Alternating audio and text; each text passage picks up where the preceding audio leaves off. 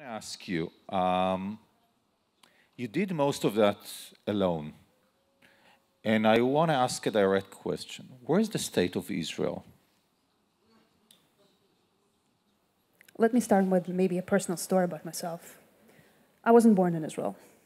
I was born in Kiev, Ukraine. But I want to tell you about my mother. My mother, like myself, since she can remember herself, wanted to be a scientist.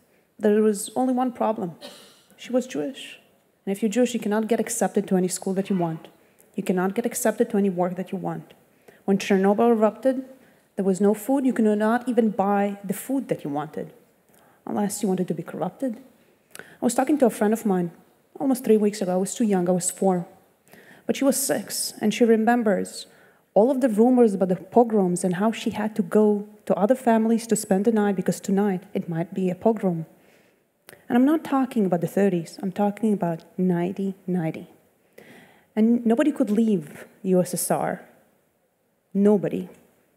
Until it started falling apart, and the entire Jewish community all over the world was fighting to get the Jews from USSR to leave. Most countries closed the borders completely. The United States, after absorbing approximately 1 million Jews, stopped the immigration. The only country in the world that accepted us was Israel. And it doesn't matter all of the contradictions that we have right now in Israel.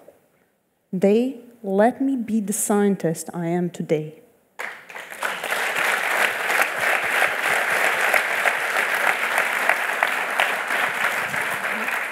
I would like to say that I'm a proud Israeli. And when we get to the villages in Africa, most of the time, they don't know about Israel. Actually, the work that we do oftentimes is the first face of Israel they know.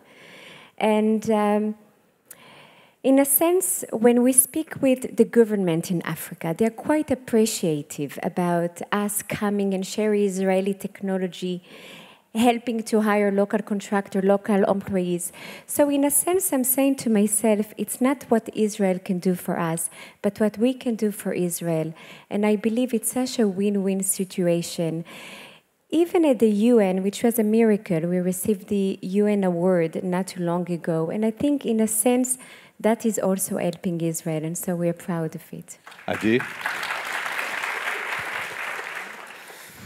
I'm not the right person. Well, the government. So when I started Crumble Wings, it was no one wanted even to hear about it. I mean, today, 20 years later, of course, the Ministry of Education and we have, Crumble Wings has a lot of support, but at the beginning, it was who allowed you to create this movement without our permission? And when I started Zikaron B'Salon, Yad Vashem asked me the same question.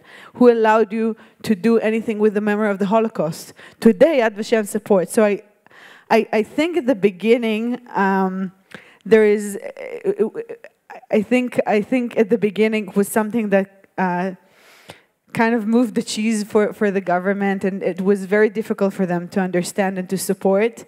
And it took many years for them to be partners. But with the schools, I would say that the Ministry of Education was with us at the, from the beginning. But it's fine. I don't think that the government should do everything. I think, we have a lot of power ourselves to create changes, to lead changes, and have them join us later. That's fine. That's exactly what I wanted to hear. That you and us can rock the world, and then others will join. We have to finish in a second, but still, I must ask you, is that just a mistake that women change the world?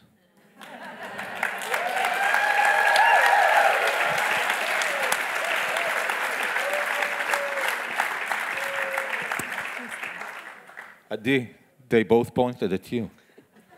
I have 2 sons, and now I'm pregnant with a daughter. And I'm so excited. And my mom told me that she's very happy that I'm going to have a girl because I will have another woman in my life at the day that she won't be here. And I think us, the sisterhood of women together, that's the most important and empowering networking that could ever be existed. You want to add anything? Okay. So, Kira and Adi and Sivan, you inspire us all. Thank you so much. Thank you.